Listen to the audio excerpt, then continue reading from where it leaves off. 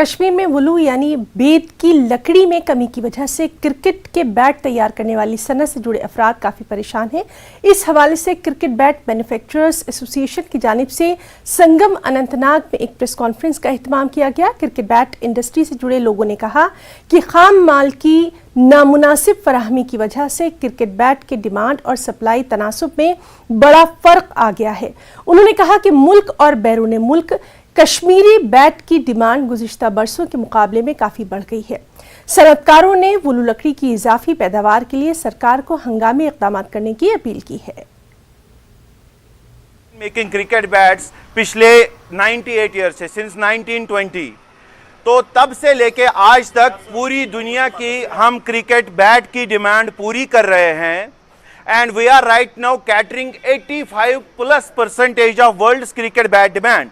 लेकिन वो raw material हमारे पास अभी खत्म होने की कगार पे है। जो हमारा कश्मीर में विलो ग्रो हो रहा है, पिछले 70 सालों से हम उसको खाली काट रहे हैं और वापस रीप्लांट कहीं नहीं हो रहा है। जम्मू में हमारे पास 45 से ज्यादा मैन्युफैक्चरिंग यूनिट्स थे, तो उनमें अभी खाली 10 या 12 यूनिट अभी एग्जिस्टिंग है। The rest of the units close down हो गए बिकॉज ऑफ द रीजन कि उनको रॉ मटेरियल सप्लाई नहीं मिल पाई।